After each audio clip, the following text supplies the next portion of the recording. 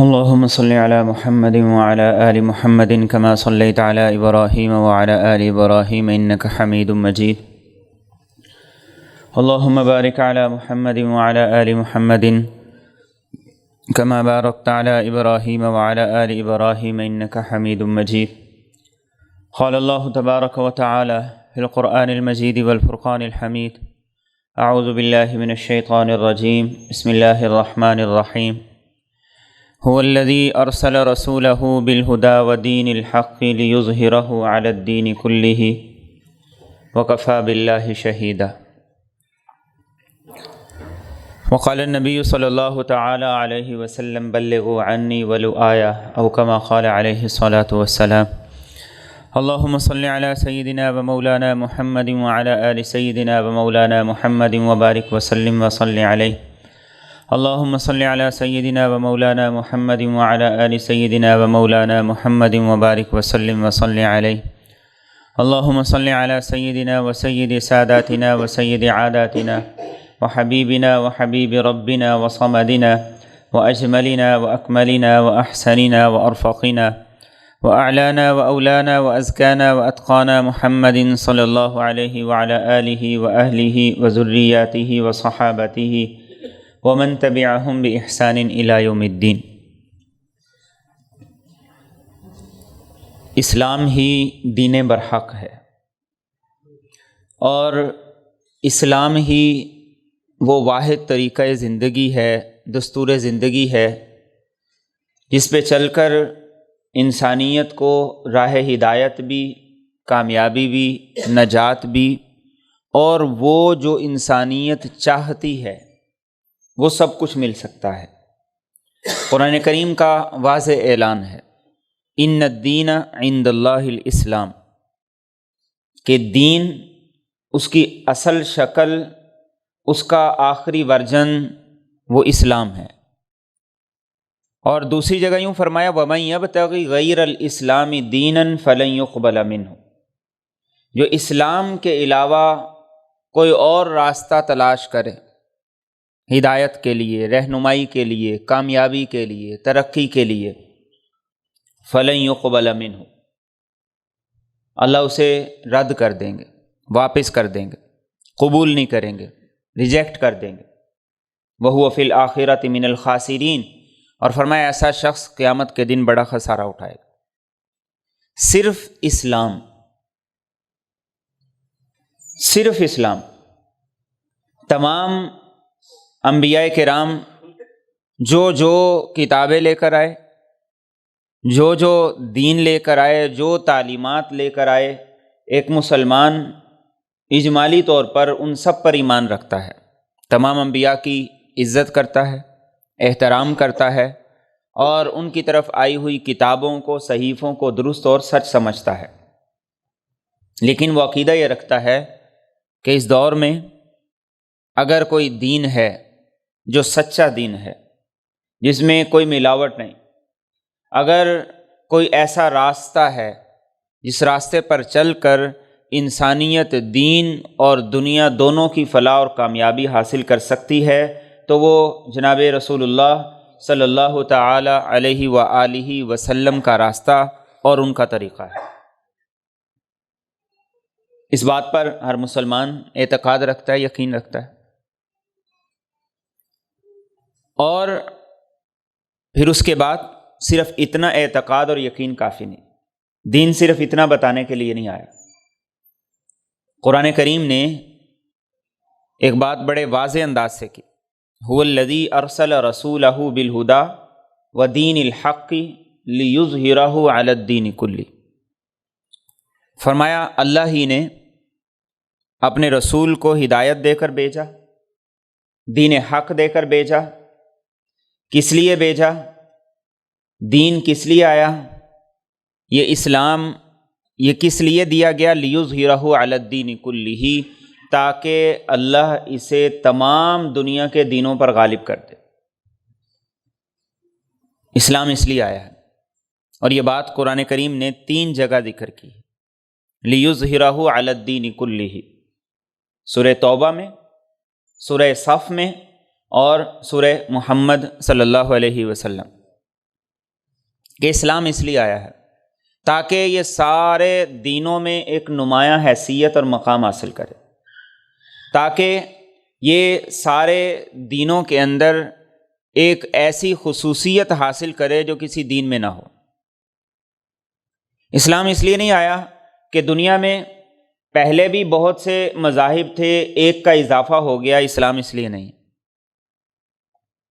اسلام آیا ہے لیظہرہ علی الدین کلہ، تاکہ اسلام تمام ادیان میں نمایاں، غالب اور ہر ایک سے آگے اور ہر ایک سے بڑھ کر نظر آئے۔ اسلام غالب ہونے کے لیے آیا ہے، اسلام مغلوب ہونے کے لیے نہیں آیا۔ اسلام لوگوں کو زندگی کا راہ دکھانے کے لیے آیا ہے۔ اسلام اس لیے نہیں آیا کہ اس میں مکسنگ ہو جائے، کچھ ادھر سے لے لیں کچھ ادھر سے لے لیں اور سارے کا سارا مکسچر بنا کر یہ کہہ دیا جائے کہ یہ اسلام ہے۔ اسلام اس لیے نہیں، لیظہرہ علی الدین کلہ، اسلام تمام دینوں پر غالب ہونے کے لیے آیا ہے۔ اسلام کرسی صدارت لینے کے لیے آیا ہے۔ اسلام یہ بتانے کے لیے آیا ہے کہ اب اگر کوئی دنیا میں قانون ہے جسے اللہ کا قانون کہا جائے، دنیا میں کوئی لا ہے، دستور ہے، تو وہ صرف اور صرف اسلام ہے، بس۔ اور یہ تبھی ممکن ہے جب اسلام کی ایک الگ شناخت ہو، ایک الگ پہچان ہو، اور اسلام کسی دوسرے مذہب کی کوئی بات جو ظاہری نظر میں جتنی بھی اچھی کیوں نہ لگتی ہو، اسلام میں اس کو قبول نہ کیا جائے۔ قرآن کریم نے یہ بات واضح طور پر کی، وَدُّوا لَوْ تُدْهِنُ فَيُدْهِنُونَ۔ مشرکین کیا چاہتے تھے؟ مشرکین چاہتے تھے کچھ آپ لچک دکھائیں، کچھ ہم لچک دکھاتے ہیں، مذاکرات کرتے ہیں، کام چل جائے گا اور بہترین چلے گا۔ ایک سال صرف اللہ کی عبادت ہوگی اور دوسرے سال میں اس کے ساتھ ہمارے معبودوں کی بھی عبادت ہوگی، آپ ہمارے ساتھ کمپرومائز کر لیں، آپ کچھ لو کچھ دو کی پالیسی پہ چلیں، مذاکرات کریں، ہمارا جھگڑا ہی ختم۔ اور حالات کیا تھے؟ مسلمان پس رہے تھے، مسلمانوں پر ظلم و ستم کے پہاڑ ڈھائے جا رہے تھے، اور مٹھی بھر مسلمان تھے، تھوڑے سے مسلمان تھے۔ قرآن کریم نے کیا کہا؟ وَدُّوا لَوْ تُدْهِنُ فَيُدْهِنُونَ۔ یہ تو تیار بیٹھے ہیں کہ آپ انہیں مذاکرات کی ٹیبل پہ لائیں تو یہ دوڑتے ہوئے آئیں گے۔ اور ایک دفعہ نہیں، کئی دفعہ یہ پیشکش کی گئی، اور ایک انداز سے نہیں، کئی انداز سے پیشکش کی، اس لیے کہ پیشکش کرنے کے بھی، آفر کے بھی کئی انداز ہیں۔ ایک انداز یہ ہے کہ پہلے اپنا رعب جمایا جائے، پہلے خوب مارا جائے، پھر اس کے بعد کہا جائے کہ آؤ ہمارے ساتھ مذاکرات کرو۔ سب سے پہلا کام مکہ کے مشرکین نے یہی کیا، انہوں نے مسلمانوں پر بڑا ظلم کیا، نہ مردوں کو چھوڑا نہ عورتوں کو چھوڑا،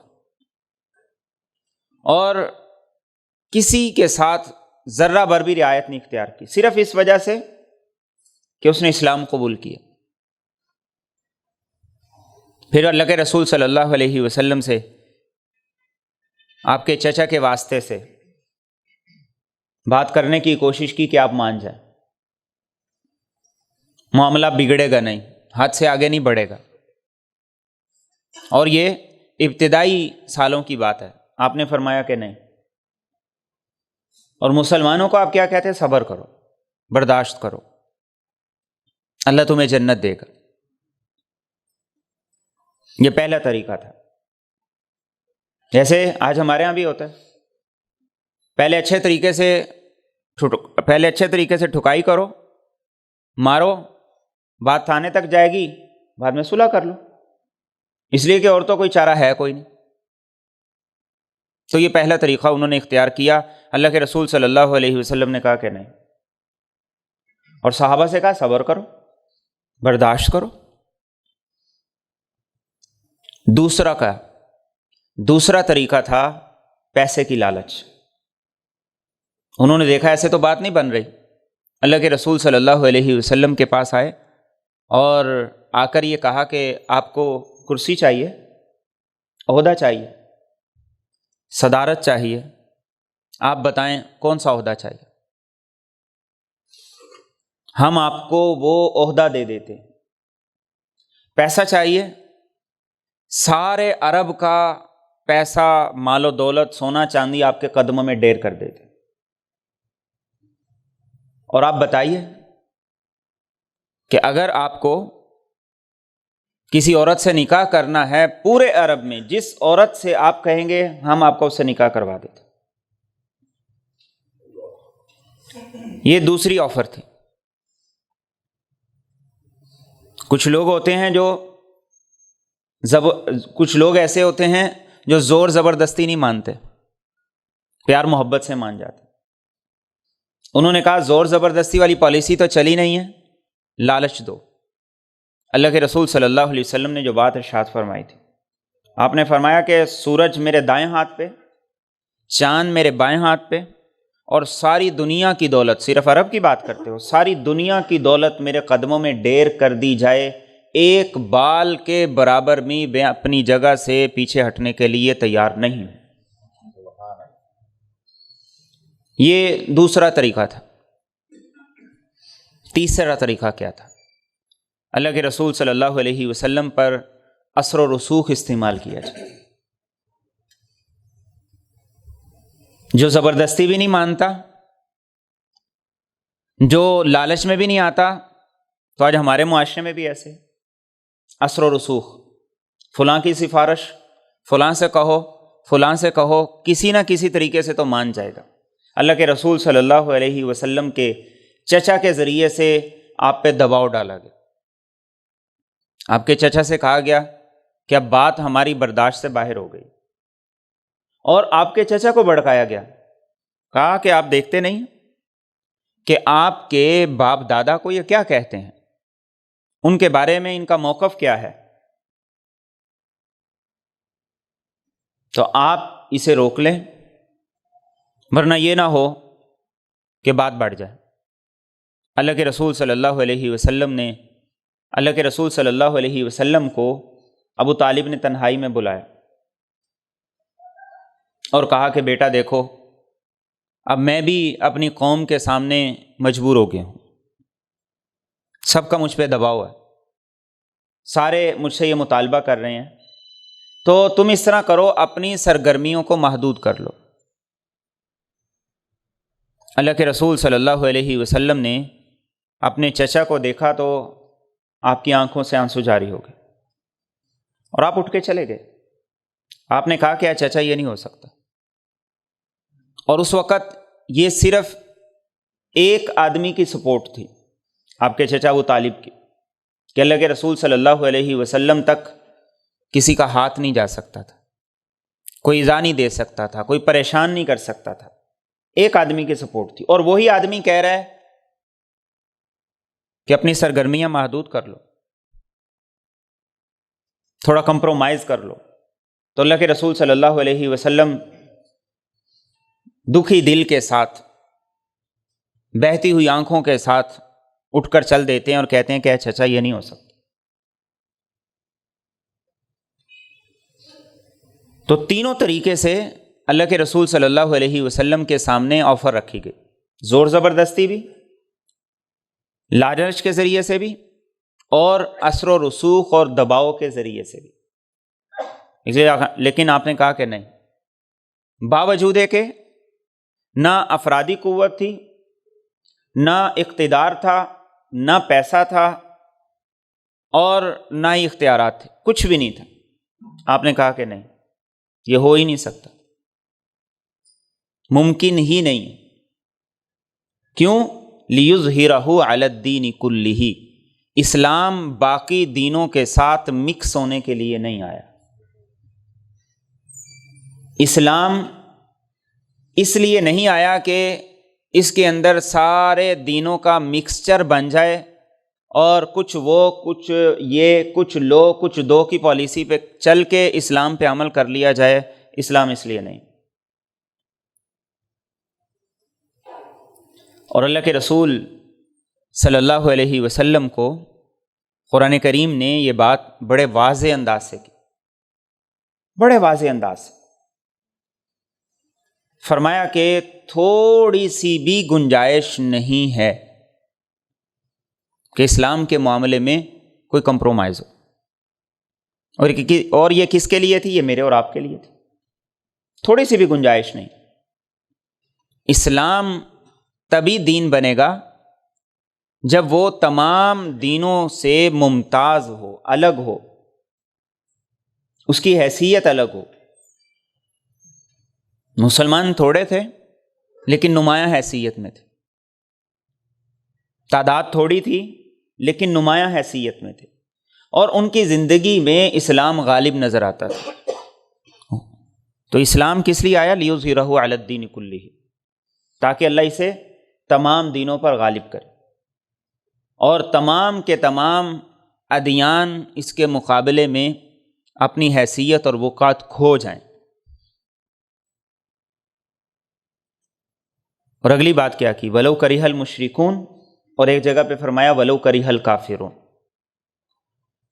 فرمایا کافروں کو برا بڑا لگے گا لیکن یہ ہو کے رہے گا، مشرکوں کو قبول نہیں لیکن یہ ہو کے رہے گا.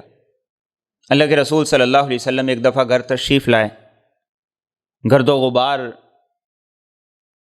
مبارک سر پہ پڑی ہوئی، انتہائی تھکے ہوئے، پریشان.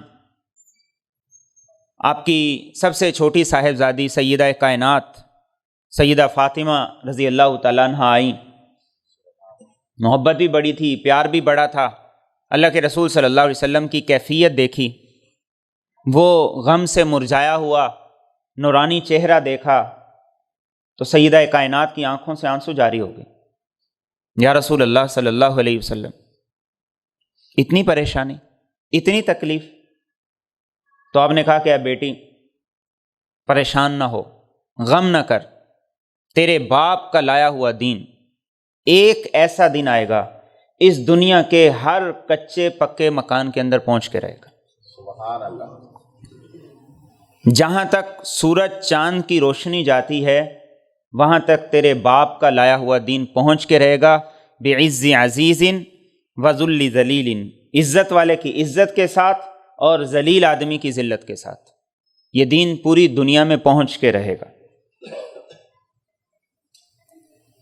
اور یہ کون سے حالات تھے جب یہ بات ارشاد فرمائی جا رہی تھی؟ جب 7 مٹھی بھر مسلمان تھے، چند لوگ تھے، اور پھر اسلام کا سلسلہ شروع ہوا، اور وہ اللہ کے رسول صلی اللہ علیہ وسلم کی حیات طیبہ میں، آپ کی زندگی میں پورے عرب تک اس کی شاخیں پھیل گئیں. خلفائے راشدین کے 30 سالہ دور کے اندر آدھی دنیا تک اسلام چلا گیا. کیسے گیا؟ یہ دین سارے دینوں پر غالب کیسے آیا؟ جس وقت عیسائی صحابہ کرام رضی اللہ تعالیٰ عنہ اجمعین کو دیکھتے تھے تو وہ کہتے تھے کہ اللہ کی قسم یہ وہی لوگ ہیں، ان کے اندر وہی صفات ہیں، وہی خوبیاں ہیں جو ہم عیسیٰ علیہ السلام کے حواریوں کے بارے میں اپنی کتابوں میں پڑھتے ہیں. ان کے چہرے بالکل ویسے ہیں، ان کے اخلاق بالکل ویسے ہیں، ان کی صفات بالکل ویسی ہیں. تو اسلام پوری دنیا کے اندر کیسے پھیلا؟ صرف ایک بات سے، صرف ایک بات سے. اور وہ بات کیا تھی؟ دعوت. وہ بات کیا تھی؟ Publicity, commercial. ابوبکر صدیق رضی اللہ تعالیٰ عنہ اولین اسلام قبول کرنے والوں میں سے. اسلام قبول کیا، دوستوں کے پاس گئے اور دوستوں کو جا کے بتایا کہ میں نے اسلام قبول کیا ہے اور اس کا یہ پیغام ہے، تم بھی اسلام قبول کر لو. تو آپ کے دوستوں میں سے حضرت عثمان رضی اللہ تعالیٰ عنہ 10 مبشرہ میں سے، ابو عبیدہ بن جراح 10 مبشرہ میں سے، سعد بن ابی وقاص 10 مبشرہ میں سے ہیں، اور حضرت زبیر بن عوام 10 مبشرہ میں سے ہیں. انہوں نے اسلام قبول کیا. شام کو اللہ کے رسول صلی اللہ علیہ وسلم کے پاس آئے کہ یہ میری آج کی محنت ہے. اسلام ایسے دنیا میں پھیلا. اور آپ اگر آج دیکھ لیں جو چیزیں ہمارے گھر میں استعمال ہوتی ہیں، کوئی شیمپو ہے، ایسا نہیں ہوگا جس کی کمرشل نہیں آتی. صابن ہے، ایسا نہیں ہے جس کی کمرشل نہیں آتی. آپ کسی بچے کو بیچتے ہیں کولڈ ڈرنک لے آؤ تو اس کو بتانے کی ضرورت نہیں ہے کون سی لانی ہے. آپ کسی بچے کو بیچتے ہیں جوس لے آؤ، اس کو بتانے کی ضرورت نہیں ہے کون سا لانا ہے. آپ کسی بچے کو بیچتے ہیں چپس لے آؤ، اسے بتانے کی ضرورت نہیں ہے کون سی لانی ہے. اور اسی ذریعے سے، اسی واسطے سے یہ ساری کی ساری چیزیں ہماری زندگی کا ایک ایسا جز بن گئی، ایک ایسا حصہ بن گئی کہ اس کے بغیر ہم سمجھتے ہیں کہ شاید کہ گزارا ہی نہیں. اور ہم یہ سمجھتے ہیں کہ شاید یہ دنیا کی سب سے اچھی چیز ہے، اس سے اچھی چیز کوئی دنیا میں نہیں. اور کیا شہر کیا دیہات، ہر جگہ پہ آپ کو یہی چیزیں نظر آئیں گی، یہی نمایاں نظر آئیں گی. اس کی وجہ کیا ہے؟ Publicity, commercial. اور وہ بھی کب؟ پیک ٹائم پہ. پیک ٹائم پہ آپ میچ دیکھ رہے ہیں تو پیک ٹائم پہ جو کمرشل ہوگی وہ انہی چیزوں کی ہوگی جو آپ کے گھر میں. سیریل ڈرامے دیکھ رہے ہیں، پیک ٹائم پہ جو کمرشل ہے وہ ان چیزوں کی. اور باقی ساری چیزیں جو آپ کے گھر میں ہیں یہ ساری کی ساری وہ ہیں جو کمرشل کے ذریعے آپ کے گھر میں آئیں، پبلسٹی کے ذریعے آپ کے گھر میں آئیں. اور صرف شہر نہیں، دیہات بھی. کبھی دور تھا جب دیہات اور شہر کی چیزوں میں فرق ہوتا تھا. کچھ چیزیں شہر سے ملتی تھی، دیہات سے نہیں ملا کرتی تھی. لیکن جب یہی کمرشل، یہی ٹی وی دیہات کے اندر چلا گیا تو وہاں بھی ضرورت محسوس ہوئی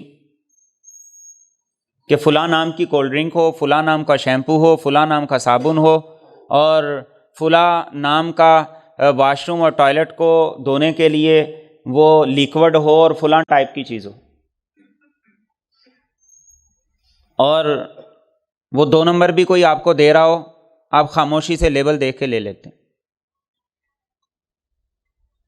اس کے اندر کتنی مرضی ملاوٹ ہو، آپ صرف نام دیکھتے ہیں، برانڈ دیکھتے ہیں، آپ اسے قبول کر لیتے ہیں، لے لیتے ہیں.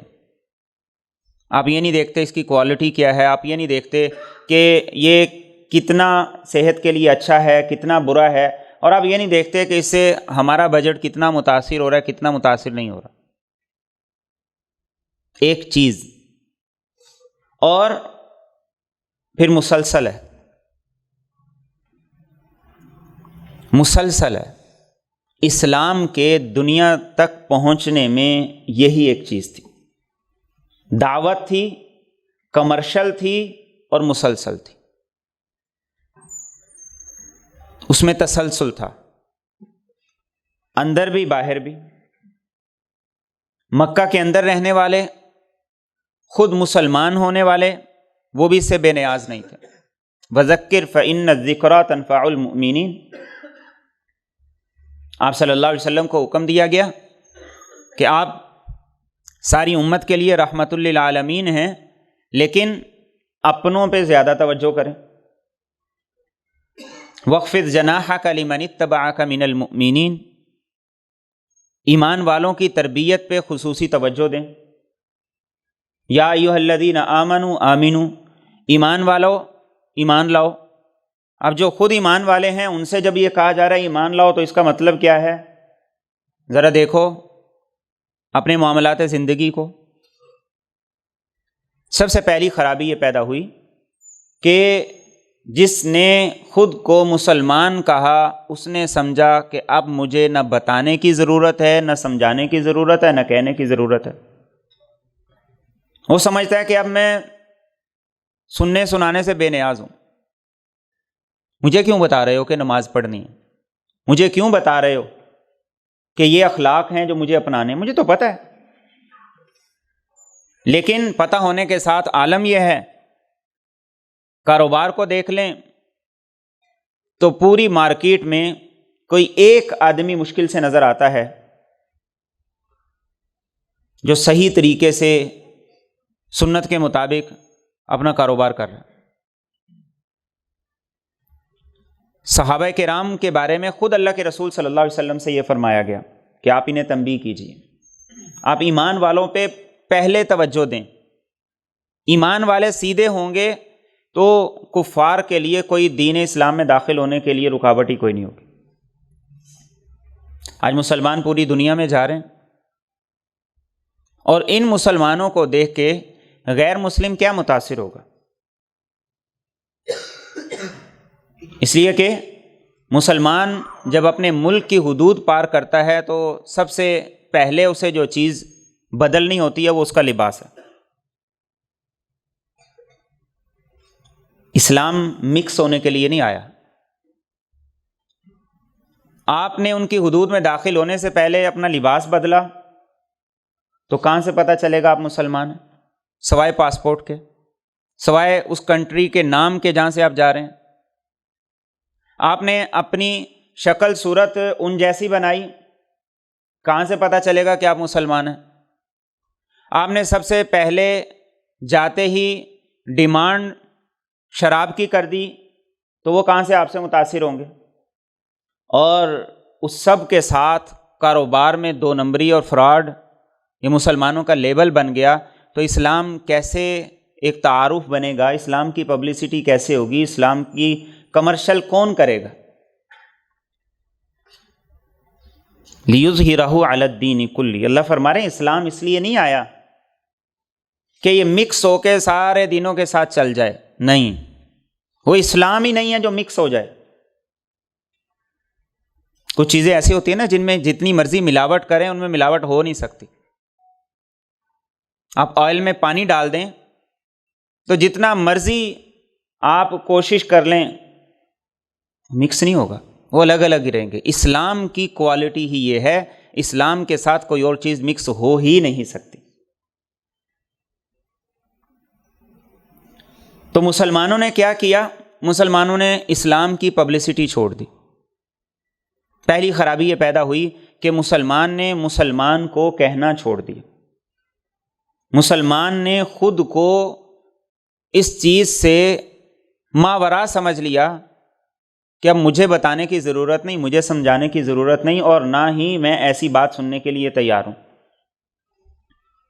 پہلی خرابی یہاں پیدا ہوئی۔ اور دوسری خرابی کیا پیدا ہوئی؟ دوسری خرابی یہ پیدا ہوئی کہ دوسروں کو جو غیر مسلم تھے ان کو بتانا سمجھانا یہ چھوڑ دی۔ پوری دنیا سے ہر ملک کی جو سوغات ہے وہ ہم تک پہنچ رہی ہے، پوری دنیا سے برانڈڈ چیزیں ہم استعمال کر رہے ہیں۔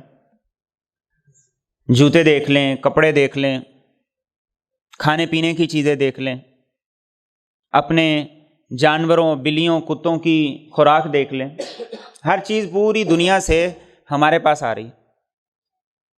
تو ہمارے پاس جو چیز تھی، ہمارے پاس جو نعمت تھی وہ کیا تھی؟ وہ اسلام تھا۔ ہم نے تو وہ اسلام اپنے بچوں کو نہیں دیا، اپنے پڑوسیوں کو نہیں دیا، تو ہم اسے ایکسپورٹ کیا کریں گے؟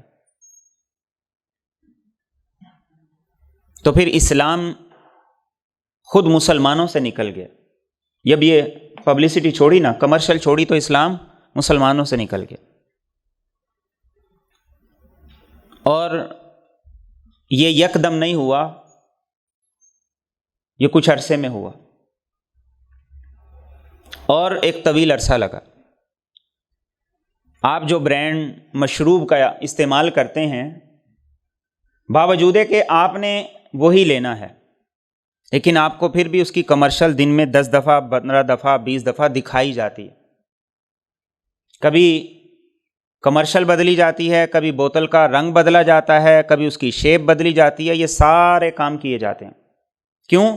اس لیے کہ اگر یہ کمرشل 10 سال کے لیے 5 سال کے لیے بند ہو جائے تو یہ برانڈ ختم ہو جائے گا، لوگوں کی زبانوں سے نام ختم ہو جائے گا۔ اسلام کے ساتھ بھی ہم مسلمانوں نے یہی کیا۔ نمازی نے سمجھا میں نماز پڑھ رہا ہوں بس کافی ہے، ٹھیک ہے۔ زکوٰۃ دینے والے نے سمجھا میں زکوٰۃ دے رہا ہوں بس کافی ہے۔ ذکر کرنے والے نے سمجھا میں ذکر کر رہا ہوں بس کافی ہے۔ نتیجہ کیا ہوا کہ وہ ذکر اس کی ذات کے ساتھ، وہ نماز، وہ روزہ، وہ اخلاق اس کی ذات کے ساتھ مر گئے۔ وہ گیا، نماز بھی ختم۔ وہ گیا تو اس کے ساتھ اس کی تمام صفات بھی ختم، نہ آگے اولاد میں منتقل ہوئیں اور نہ اس سے باہر کہیں منتقل ہوئی۔ تو وہ آدمی خواہ کتنا بھی نیک کیوں نہیں تھا، کتنا بھی پرہیزگار کیوں نہیں تھا، اس کا دین اس کے ساتھ رخصت ہو گیا۔ وہ دنیا سے گیا تو اس کا دین بھی رخصت ہو گیا۔ اور یہ دین کیا تھا؟ اس کی پبلسٹی کرنی تھی، اس کی کمرشل کرنی تھی، اپنی ذات سے اپنی اولاد تک، اور اولاد سے اولاد کی اولاد تک۔ گزشتہ دنوں کے اندر ایک رپورٹ شائع ہوئی ہے کہ یورپی ممالک میں رہنے والے جو مسلمان ہیں، ان کی تیسری نسل 20% دین سے آشنا ہے اور چوتھی نسل مرتد ہے، اسلام سے، دائرہ اسلام سے ہی خارج۔ کس لیے؟ کیوں ہوا؟ صرف اس وجہ سے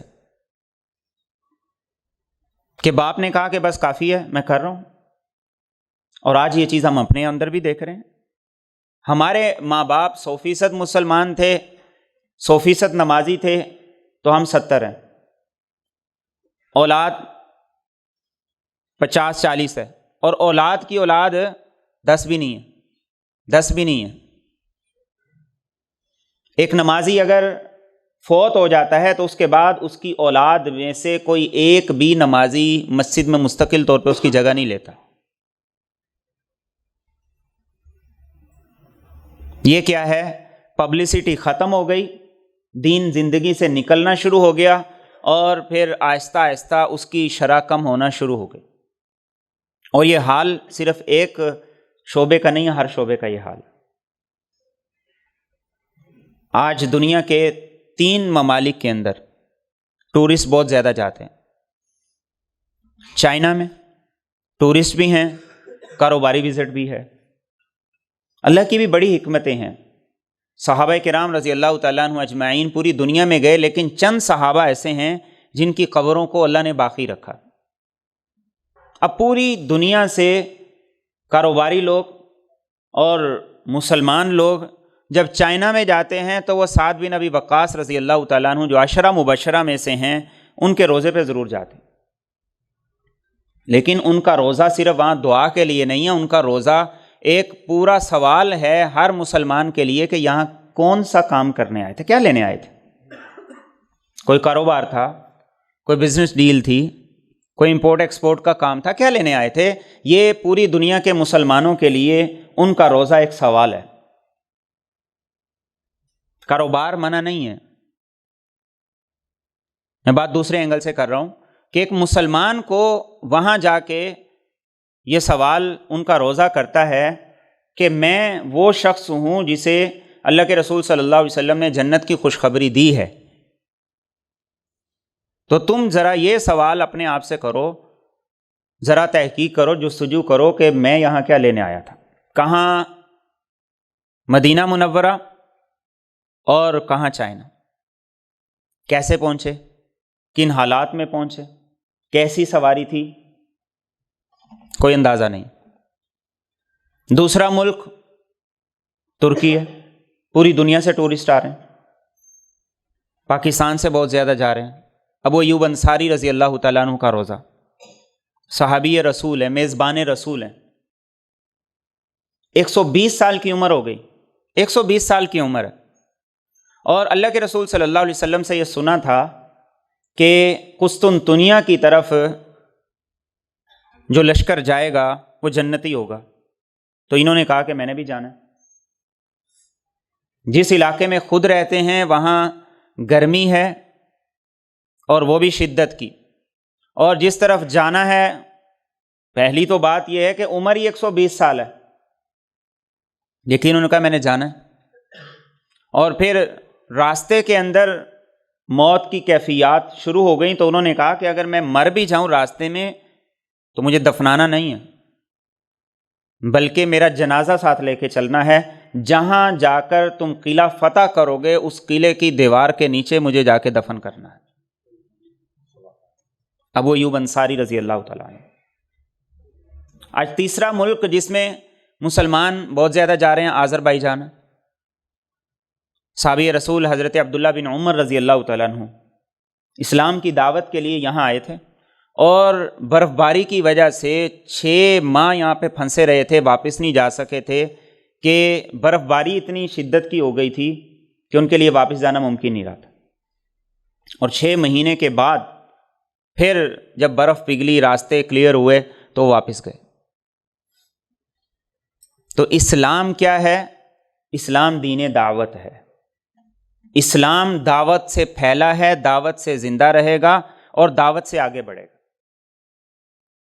یہ ایک شخص کی انفرادی ذمہ داری بھی ہے اور ایک شخص کی اجتماعی ذمہ داری بھی ہے، ملکوں کی ذمہ داری بھی ہے اور انفرادی ذمہ داری بھی ہے۔ اور ملکی طور پر قطر نے اس فریضے کو بڑے خوبصورت طریقے سے سر انجام دیا۔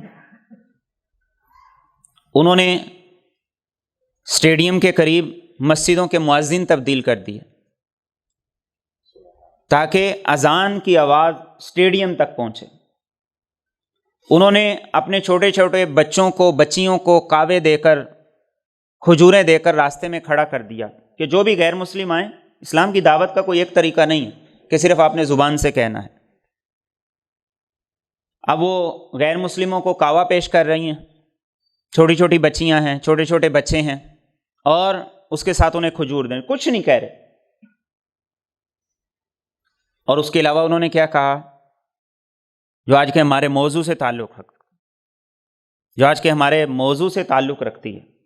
انہوں نے کہا کہ 28 دن کے لیے ہم اپنا دین نہیں بدل سکتے۔ یہ ورلڈ کپ تو 28 دن کا ہے، اور انہوں نے جتنا پیسہ خرچ کیا دنیا میں آج تک فٹ بال ورلڈ کپ کے لیے اتنا پیسہ خرچ نہیں کیا گیا۔ ایک بات، کوئی کمپرومائز نہیں ہے۔ جو ہمارا کلچر ہے، جو ہماری روایات ہیں، ان کا احترام کرنا ہوگا، اس کے بغیر قبول نہیں۔ جو بھی آ جائے، ہماری شرائط کے ساتھ جس نے آنا آئے، جس نے نہیں آنا نہ آئے، ہمیں کوئی اعتراض نہیں۔ اور پھر دنیا کی ہر زبان سے تعلق رکھنے والے، ہر زبان بولنے والے اسکالر، علماء، داعی، انہیں مدعو کیا گیا کہ لوگوں کو اسلام کا تعارف کروائیں۔ تو یہ میرے اور آپ کی انفرادی ذمہ داری بھی ہے، کہنا، بار بار کہنا، مسلسل کہنا، کسی کا لحاظ کیے بغیر کہنا، کسی کی پرواہ کیے بغیر کہنا، اور اس چیز کو لوگوں کے سامنے رکھنا کہ بس یہی چیز ہے جس سے میرے عمل میں بھی استقامت آئے گی اور جس کے ذریعے سے میری اولاد میں بھی دین زندہ ہوگا اور آگے بھی بڑھے گا۔ ورنہ یہ ایسا ہی ہے، کوئی آدمی اپنی فصل کاشت کرتا ہے اور وہ یہ کہتا ہے میں نے اپنی فصل لگائی ہے، یہاں سے مجھے چارہ آئے گا، یہاں سے مجھے گندم آئے گی، یہاں سے مجھے چاول آئے گا، بس میرے لیے کافی ہے، دنیا میں کوئی اور لگائے یا نہ لگائے۔ ہو سکتا ہے 2 سال اس کا گزارا ہو جائے، 3 سال اس کا گزارا ہو جائے، لیکن جس سال خسارہ ہوگا، فصل اچھی نہیں ہوگی، خود بھی بھوکا مرے گا، اولاد بھی بھوکی مرے گی، نسلیں بھی بھوکی مرے گی۔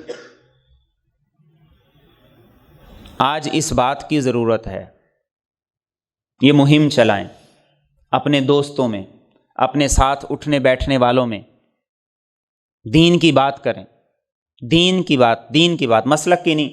ہمارے یہاں یہ بڑا مرض ہے کہ ہم دین کی بات کم کرتے ہیں، مسلک کی بات زیادہ کرتے ہیں۔ دین کی بات کریں، بس نماز کی بات کریں، کیسے پڑھنی ہے چھوڑ دیں۔ اور خاص طور پہ نمازیوں سے کہتا ہوں کہ مسجدوں میں اللہ کے واسطے یہ کام نہ کیا کریں، نمازیوں کو تنگ کرتے رہتے ہیں، بے نمازی کو نہیں جا کے کہتے یار نماز پڑھو، نمازی کو کہتے ہیں نہیں تمہاری نماز ٹھیک نہیں ہے، تم صحیح نہیں پڑھتے ہو، تم یہ نہیں کرتے ہو، تم یہ کرتے ہو، تم وہ کرتے ہو، یہ نہیں کرتے ہو۔ دین کی بات کریں اپنی محفلوں میں، اپنی مجلسوں میں، اپنے گھروں میں، جب دین کی بات ہوگی تو اعتراض بھی کوئی نہیں ہوگا، سوال بھی کوئی نہیں اٹھے گا۔ اور اس بات کو پوری دنیا کے اندر جہاں جہاں ہمارے روابط ہیں، تعلقات ہیں، ہلکے پھلکے انداز میں کریں گے تو انشاءاللہ العزیز سب سے پہلا فائدہ مجھے اور آپ کو ہوگا کہ ہمارے اندر استقامت آئے گی۔ دوسرا فائدہ میرے اور آپ کی اولاد کو ہوگا کہ ان کے اندر دین زندہ ہوگا، پھر اس کے بعد باقی دنیا کو فائدہ ہوگا